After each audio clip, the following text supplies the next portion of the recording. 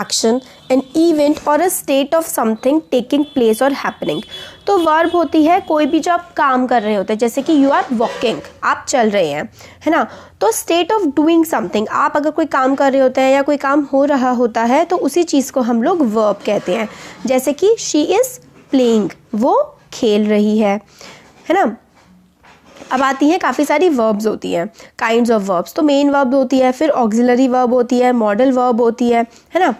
तो main verb वो verb होती है जो सेंटेंस में सबसे ज़्यादा इंपॉर्टेंट होती है। जैसे कि मेन वर्ब होती है are also called actual verbs, they carry most important information along with the subject of the verb. तो जो मेन वर्ब होती है वो सब्जेक्ट के साथ होती है और सेंटेंस का सबसे इंपॉर्टेंट पार्ट ये कवर कर रही होती है।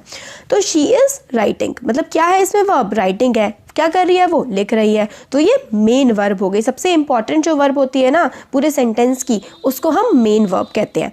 ऑक्सिलरी वर्ब को हम हेल्पिंग वर्ब भी कहते हैं। तो देखिए, these verbs are also called helping और लिंकिंग वर्ब्स, मतलब दूसरे वर्ब को जोड़ने का काम करती हैं ऑक्सिलरी वर्ब। दे आर, जैसे कि इज़ हो गया, are, am, was, were, has, have, had. तो is, am, are, was, were, has, have, had, ये सारी की सारी जो वर्ब्स होती हैं ये लिंकिंग वर्ब्स होती है। ये एक वर्ब को दूसरे से मतलब जोड़ने का काम करती है, सेंटेंस में जॉइनिंग का काम ये करती है, जॉइनिंग का, लिंकिंग का। तो देखिए, जैसे कि एग्जांपल है दे आर गोइंग। तो गोइंग जो है ये तो मेन वर्ब हो गई, और जो इसमें आर है ना, ये वाली हमारी ऑक्सिलरी वर्ब होती है। अब नेक्स्ट आता है कि मॉडल वर्ब क्या होती है। तो इसका है these verb are used before ordinary verbs. तो देखिए, जो मॉडल वर्ब्स होती है ना, ये ऑर्डिनरी वर्ब्स से पहले इस्तेमाल होती हैं and convey meaning such as capability, possibility, permission, necessity, suggestion या फिर इमिटेशन। तो मॉडल वर्ब्स जो है ये ऐसी वर्ब्स होती हैं जो कि ऑर्डिनरी वर्ब्स, जो हमारी नॉर्मल वर्ब्स होती हैं, उनसे पहले इनका इस्तेमाल किया जाता है और ये बताती है उस सेंटेंस का पूरा मीनिंग ये कन्वे करती है। जैसे कि इसकी कैपेबिलिटी क्या है, कितना ये कर सकती हैं, कैपेबिलिटी क्या है, possibility, permission, necessity, suggestion, imitation, ये सारी की सारी चीज़ें ये मॉडल वर्ब बताती है।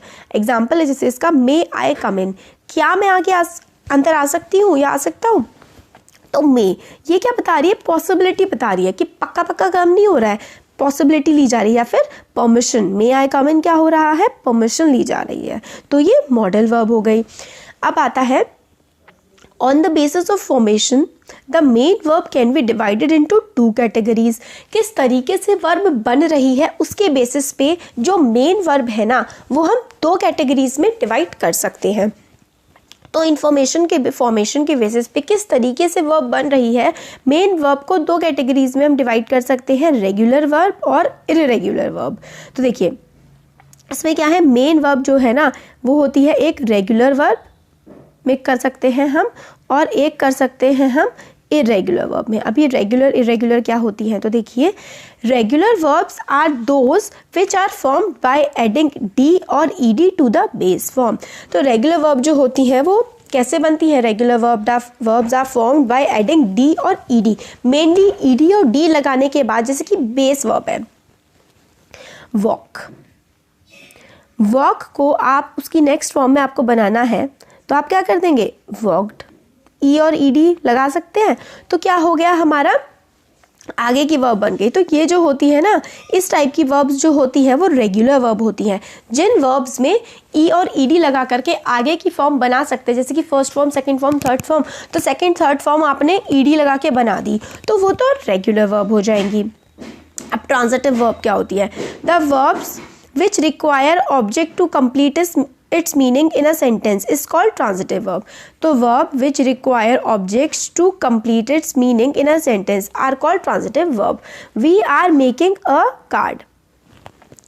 तो हम लोग क्या कर रहे हैं, वी आर मेकिंग, बना रहे हैं, क्या बना रहे हैं, कार्ड बना रहे हैं। तो verbs which require object to complete its meaning, तो ऐसी वर्ब्स जिनको ऑब्जेक्ट की ज़रूरत पड़ती है अपने मीनिंग को कंप्लीट करने के लिए, ऐसी वर्ब्स ट्रांजिटिव वर्ब होती है। मतलब ये वाली जो वर्ब्स होती है ना ट्रांजिटिव वर्ब, ये वर्ब ना टेंसेस के साथ, समय के साथ, कंडीशन के साथ बदल जाती हैं, तो ये ट्रांजिटिव होती हैं, ये चेंज हो जाती हैं। तो we are making a card, हम लोग कार्ड बना रहे हैं। तो ये वर्ब चेंज हो रही है ना, और ये वाली जो वर्ब है ये ऑब्जेक्ट पे डिपेंड कर रही है। तो ट्रांजिटिव वर्ब जो होती हैं उनको एक ऑब्जेक्ट चाहिए होता है अपना मीनिंग मतलब कन्वे करने के लिए, तो ऐसी वर्ब्स ट्रांजिटिव वर्ब होती हैं। इंट्रांजिटिव वर्ब्स क्या होती हैं? These verbs do not require any object to complete their meaning. ऐसी वर्ब्स जो अपना मीनिंग कंप्लीट करने के लिए उनको किसी ऑब्जेक्ट की ज़रूरत नहीं होती, जैसे कि क्राइंग। अब क्राइंग है, क्राइंग का मतलब पता है कि रोना होता है, तो शी इज़ क्राइंग बैडली, ये एक वर्ब है, इसको बैडली किया, किसी और ऑब्जेक्ट की तो ज़रूरत पड़ी नहीं अपना मीनिंग बताने के लिए। मगर यहाँ पे मेकिंग, क्या मेकिंग, कैसा मेकिंग है ना, तो मेकिंग के लिए आपको कार्ड की ज़रूरत पड़ी, मतलब एक ऑब्जेक्ट की ज़रूरत पड़ी, तो ये ट्रांजिटिव हो गई। इनट्रांजिटिव मतलब जो बदलती नहीं है, तो शी इज़ क्राइंग बैडली, वो काफ़ी बुरी तरीके से रो रही है, तो इसमें इसको ऑब्जेक्ट की ज़रूरत नहीं पड़ी, तो ये इनट्रांजिटिव हो गई। अब इसकी कुछ एक्सरसाइजेज हैं और इसके यहाँ पे आगे बता रखा है कि किस तरीके से simple present, simple past, past participle में बनती हैं रेगुलर वर्ब्स का। तो ये एक्सरसाइज जो है हम नेक्स्ट वीडियो में देखेंगे। और बाकी अभी इस वीडियो में हम लोगों ने टाइप्स देख लिए, हम लोगों ने देखा वर्ब क्या होती है। वर्ब जो होती है वो हमारा एक्शन बताती है या स्टेट ऑफ डूइंग समथिंग, हम क्या काम कर रहे हैं वो ये दिखाती है। फिर काइंड्स ऑफ वर्ब में मेन वर्ब होती है, ऑक्सिलरी वर्ब होती है। मेन वर्ब होती है जो सेंटेंस का सबसे इंपॉर्टेंट पार्ट कैरी करती है, वो मेन वर्ब होती है। ऑक्सिलरी वर्ब जो कि हेल्प करती है, जैसे कि is, am, are, was, were. Modal verb जो होती हैं वो ऑर्डिनरी वर्ब के आगे लगती हैं और एक मीनिंग बताती हैं, जैसे कि मैसेज कन्वे करती है, जैसे कि परमिशन का, पॉसिबिलिटी का, सजेशन का मीनिंग ये कन्वे करती हैं। फिर ट्रांजिटिव वर्ब होती है एक, और एक इनट्रांजिटिव होती है। तो ट्रांजिटिव वर्ब जो है वो ऐसी वर्ब होती है जो ई और ईडी, जैसे कि ट्रांजिटिव वर्ब इस टाइप की वर्ब होती है जो क्या होता है, उसको एक ऑब्जेक्ट की ज़रूरत पड़ती है अपने मीनिंग को कन्वे करने के लिए, और इनट्रांजिटिव वर्ब को एक ऑब्जेक्ट की ज़रूरत नहीं पड़ती अपने मीनिंग को कन्वे करने के लिए।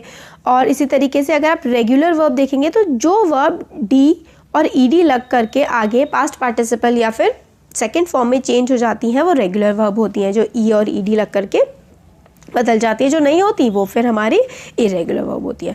तो हमने सारे के सारे टाइप्स देख लिए। अब इसके बाद हम नेक्स्ट वीडियो में इसकी एक्सरसाइज देखेंगे। तो वीडियो कैसा लगा आपको बता सकते हैं, अच्छा लगा तो लाइक करिए, चैनल को सब्सक्राइब करिए, अपने फ्रेंड्स के साथ भी शेयर करिएगा। Thank you.